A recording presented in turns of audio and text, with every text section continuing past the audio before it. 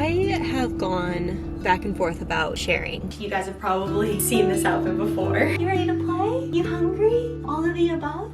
I need help.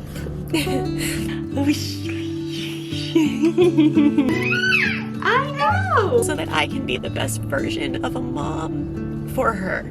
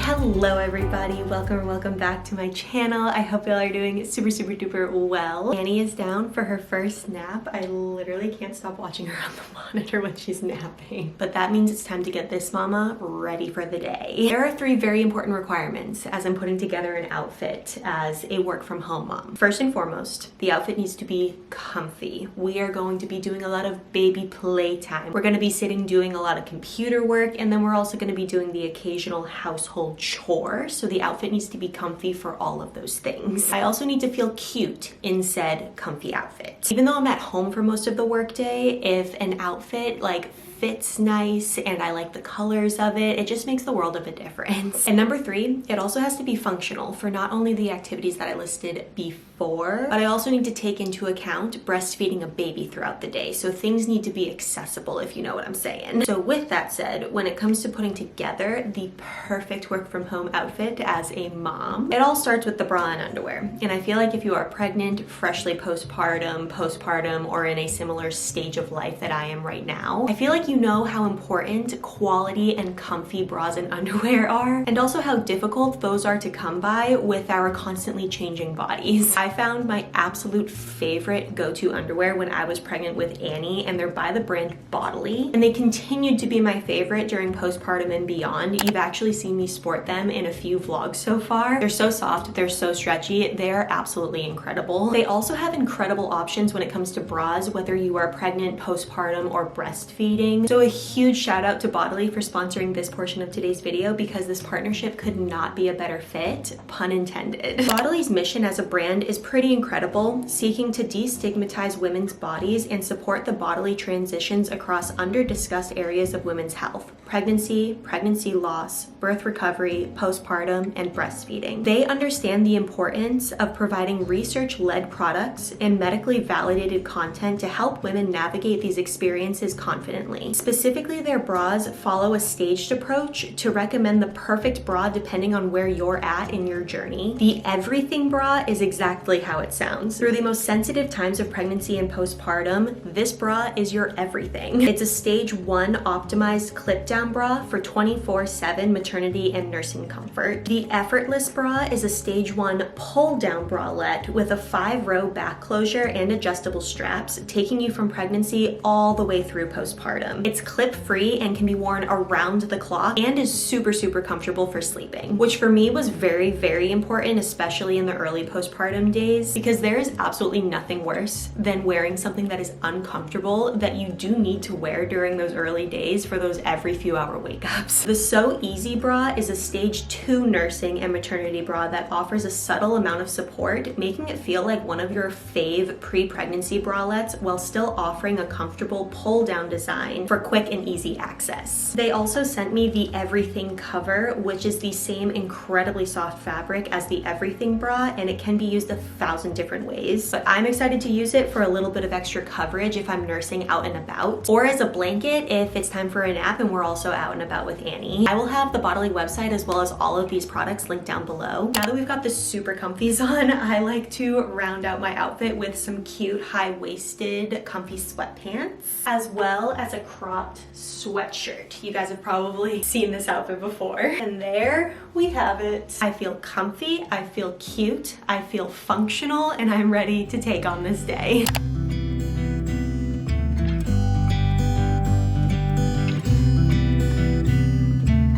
It never rains in California. The sun is always shining bright. People are smiling, making plans, hiding behind their shades. I love it. Hi. You are the light of my entire life. I love you. You ready to play? You hungry? All of the above? Oh, look at your little cute little jammies. Mwah. Mommy does not move fast enough. Mommy really needs to learn to move faster when it's time for some food. While we're just sitting here, I need to know if you guys have gotten gel manicures before. Has this ever happened to you? I feel like I shared these nails maybe on last vlog or the vlog before that, but they were this like burgundy, more so on the pink side nails, like a good winter berry color. But this is the second time that this has happened. They turned into this like brick red color, which is thankfully okay. Like this color is not that far out there. The color that it's supposed to be are the same color on my toes, and there's something with how they're doing the gel, or maybe that light that you put them under or something, but my nails specifically start turning yellow. My toes are just regular nail polish, but it happens over like a few days time. The first day I get my nails done, I'm like, oh yeah, they're a perfect color, and then the second day, or even maybe like half a day after, I start seeing that they're kind of turning like a yellow tint until they get to like their end color. The first time it happened, it was with my birth nails, so the very last time that I got my nails done, and they were this horrendous like yellow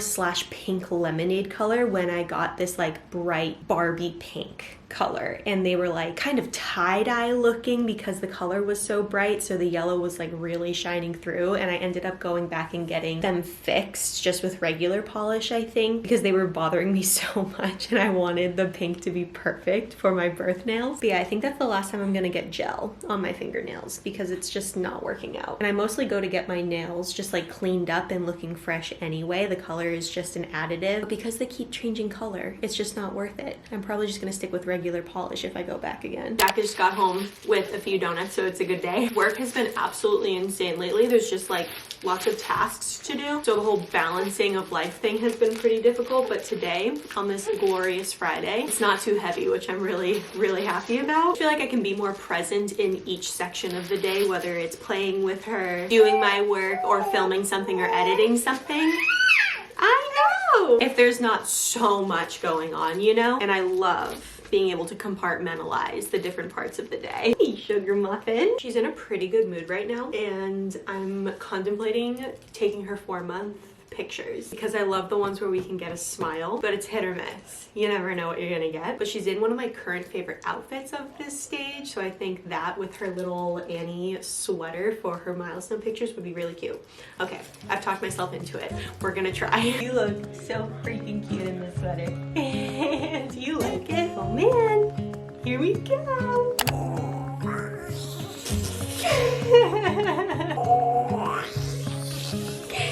You're so cute. Hi.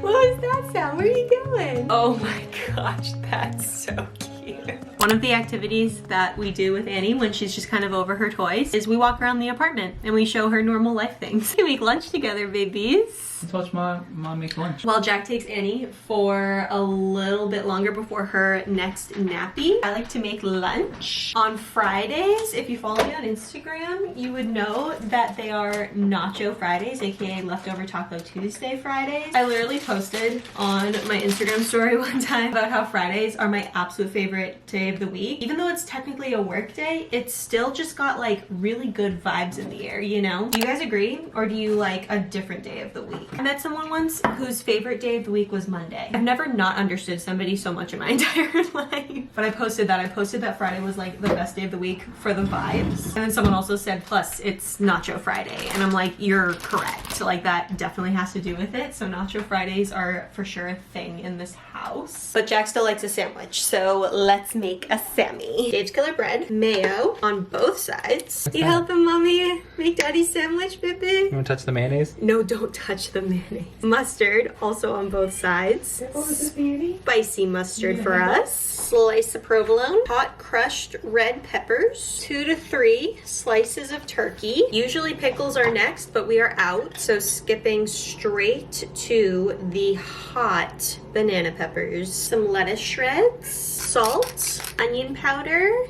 Garlic powder. Jack's sandwich is ready to go for after he puts Annie down for her nappy. Now for my nachos. Tortilla chips. We got this incredibly, ridiculously massive bag from Costco for like $6. Taco meat. Tomatoes. You got me a special coffee? 3 caramel swirls, you know. Oh, bougie on a Friday. Gotta treat my baby, gotta treat her right. Oh my gosh. Shredded cheese. Pop in the microwave until cheese is melty. And then I used to spoon out some sour cream and salsa on the side, but grabbing chips with like the meat and the tomatoes, it would just kind of fall off if I tried to dip it in anything. So now I prefer to just smatter some sour cream all over the nachos themselves. So I'm pretty much guaranteed to get some sour cream in most of the bites. And then the same with the salsa, just right on top of the nachos. And taste test, you gotta make sure it's not poison, you know?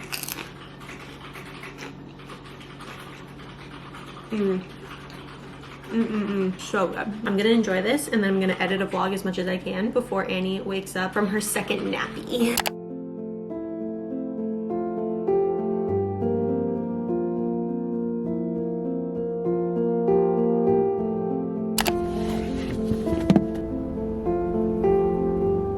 I have gone back and forth about sharing what I have talked myself into sharing right now. And now that the camera's on, I'm like, do I? Is this a good idea? Is this a good idea? But I was watching that podcast episode with JC Marie Smith literally yesterday at lunch, and she was talking all about her fertility journey and when it came to faith, and that's not where I'm going with this. But she said during that episode that she received a question wondering if now that she is pregnant after years of infertility, does she feel healed? Like, did this heal her after all of that hurt? And her answer was no. And that hit, oh my gosh, that hit so deep. Because first of all, same girl, same. But I also took it as a blatant sign that I do need to share how I'm feeling, and I don't need to be afraid of talking about it, because the core intention when I shared everything about our fertility journey after a year of contemplating whether I should share it or not and being afraid to open up like that online, the core intention was to, one, relate to other people that are going through the same thing, because I was so lonely. I felt so lonely. And two, it was because of watching people like JC Marie Smith open up about her own struggles with infertility and realizing how that made me feel so much less alone and so validated. And I realized how badly I wanted to join that conversation, but also I thought about somebody who hadn't stumbled across anyone else sharing their journey yet, and they're going through their own. And one day they stumble across one of my videos.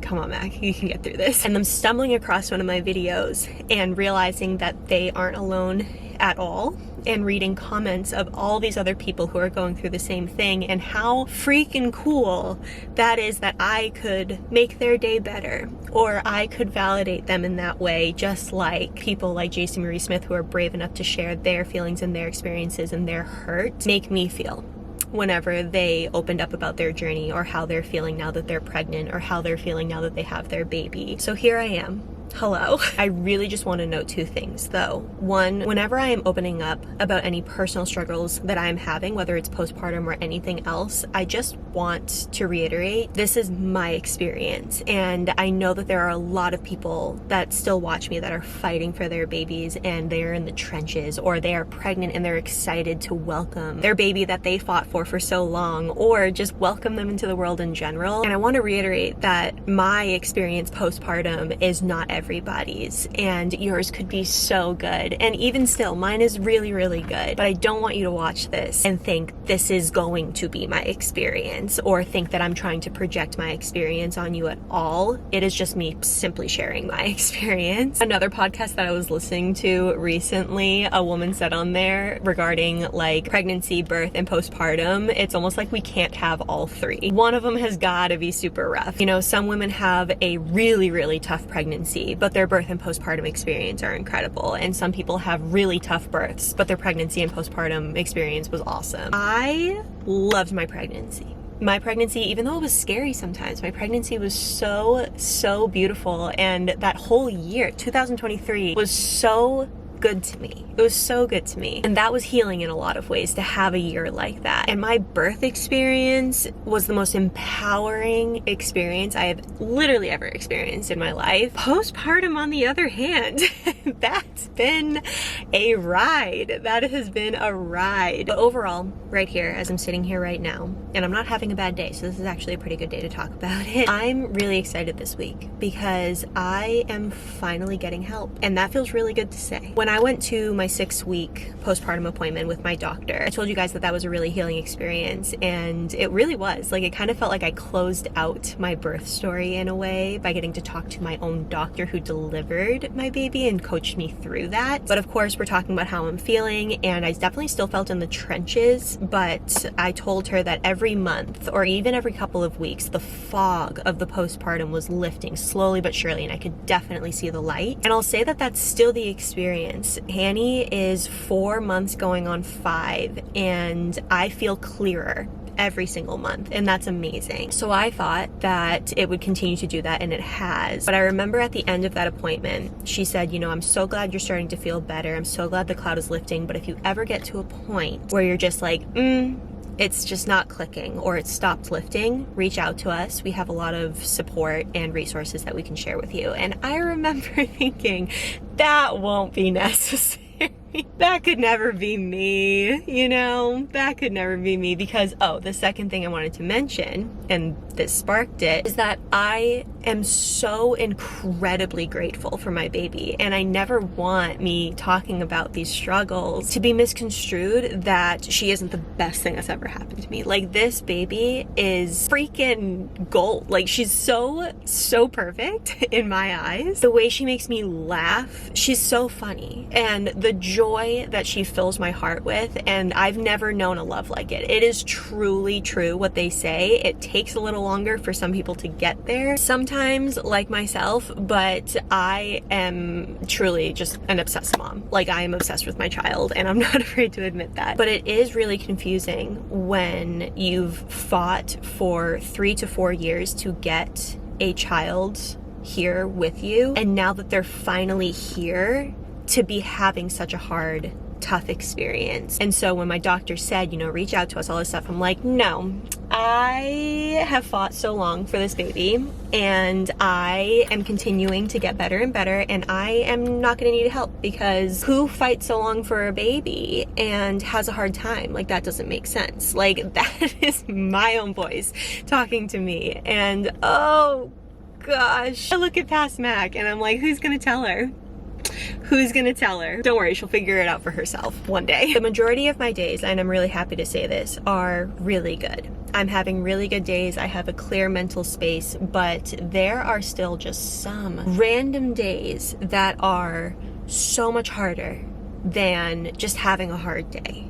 Like, they are really, really, really hard. The thoughts are really, really hard. They're very, very sad. They're not scary or anything. It's just so sad. I get so depressed sometimes, and that is a sad place to be when you don't know why. And I know why. Like, postpartum messes with a lot of different things, but I would just have a really bad day, and then I'd go about my life, and then I'd feel really great, and I'd be like, oh, see, I'm totally fine. And then a week later, I'd have a really bad day again. And on those bad days, I knew deep down in my soul that I needed to reach out for help, but that is the hardest part. I feel like the hardest part is just starting or reaching out for help or looking for help. Like, it's so hard to just do it. But now that I've done it and I've found somebody that I'm really excited to start talking to, it's like more weight has lifted. I haven't even started talking to them or going to therapy yet again, but it feels good to just have on the books. I already feel lighter just taking this step. I know a lot of people have found success with online therapy, and I actually did teletherapy for a little bit there, and it truly did change my life. And I knew that with that amazing experience, I knew that during my infertility journey, I was like, I really need to find some help. I really need to find some help, but I just never did it. Through my pregnancy, I was like, okay, now that I'm pregnant, I'm probably gonna need to find some help for pregnancy, postpartum, the whole shindig, but I just never bit the bullet. I never did it. And it got to a point where I was having these really, really sad, really hard days for me to set that up for myself. So please take this as a sign. This is your sign. I'm telling you right now, if you've been thinking about reaching out, do it. Like I said, I had a lot of success with online therapy before, or like teletherapy before, but I really, this time, felt like I needed a separation from my house and from my four walls of the apartment to like go somewhere and just separate myself mentally and physically from the environment, to just be me and be on a couch across from somebody to talk about the things that I wanted to talk about. So I'm really pumped. I think I found a really good fit, and I'm really excited. The thing that sparked me finally reaching out for help was how I'm feeling postpartum, but there's a lot that I want to process, and I want to share some of the things that I want to process in therapy with you guys, in case you guys can relate to any of this stuff. And as I go through these sessions, as I get to know my therapist, as I get to unlock certain tools in my toolbox, I'm excited to start sharing that stuff. I won't share, obviously, what I'm not comfortable sharing as far as our conversations go, but little tidbits that might help somebody else or just like really stuck with me, I'm really excited to start sharing that stuff. But apart from the postpartum feelings